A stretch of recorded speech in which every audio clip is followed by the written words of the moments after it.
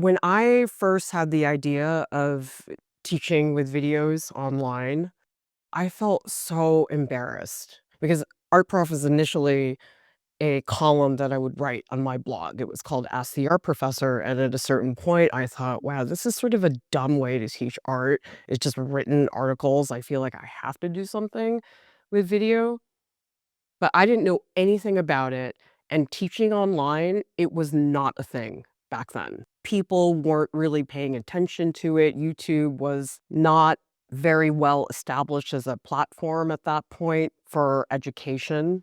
I just remember feeling so embarrassed about it. I didn't want my colleagues to know that I was on YouTube because I felt like if they found out, they would judge me and say, "Oh, you're garbage, Clara, because you're on that crap platform and everything online is crap."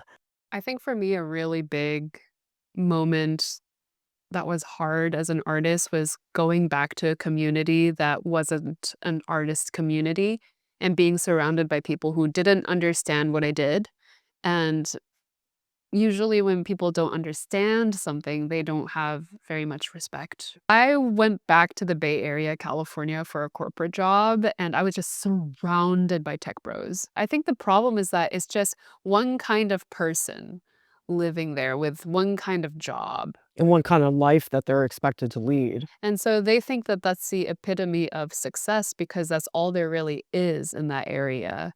If you're not a multimillionaire working in tech, then what else are you doing, right?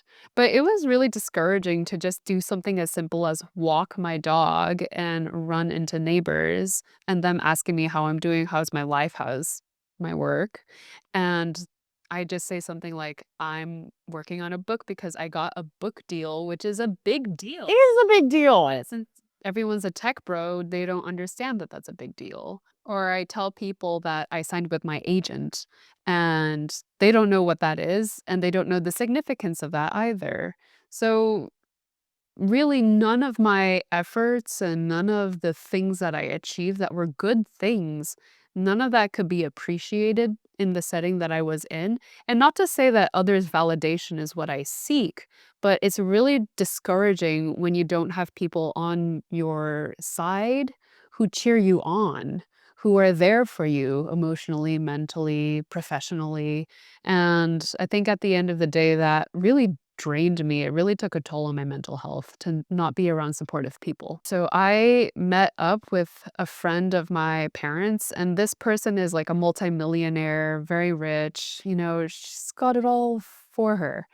And she sits down and she looks at me and she immediately launches into, I want to know all about your art practice. I just want to know everything that doesn't make any money. And I don't even know what to respond. Clearly, we have a difference in importance in our lives on what to prioritize. For her, clearly, it was whether something makes money or doesn't make money. When I got out of RISD, I was thinking about a way I could keep painting, but make a living. And Tony Janello, my RISD professor, he had a long career as a portrait artist. And I thought, oh, I could do portrait painting commissions. So I tried to get clients when I had just graduated from art school. I was probably like 22 or something. And I had this one woman client, and we did a charcoal drawing portrait. Remember, I had like no experience. And so she comes to my crappy Boston apartment. It was so crappy. I just drew her as she was. And I didn't think it was a big deal. She has a total fit, and she was mean. Like, she was yelling at me in this very nasty voice. And she said, "Oh my God." And I'm just mortified. Like, I'd never had anybody yell at me like that. Another time that was really difficult for me was when I had to ask my agent to ask my editor to push back the deadline for submitting the final artwork for my book because I really wanted to be known as someone who reached all the deadlines, made it on time, and that's usually what I hopefully am known for. I've had this reputation that I somehow built up in my head that I had, that I wanted to be perfect. especially when it came to these administrative things of like, get it done at this time and then submit it. But unfortunately, that wasn't the case. I just had too many things overwhelm me. And so I made the decision several months before that deadline was going to arrive that I needed a couple more months. People don't realize that that's fine to do that. My senior year in art school, and I was like, I'm a figurative painter. This is my thing. I've trained all these years. I've studied with multiple professors. And I went into the class. I was like, all confident about myself. There was a student in that class. Oh, like every time I saw her painting that she'd bring into critique, I could just feel my heart sink. I don't know how she did it, and it made me feel even worse because number one, she was nice, so I couldn't be really angry, and I found out later that she had never painted in oils before that class, and she's painting these pieces, they look like frickin' John Singer I have never felt that discouraged in my life.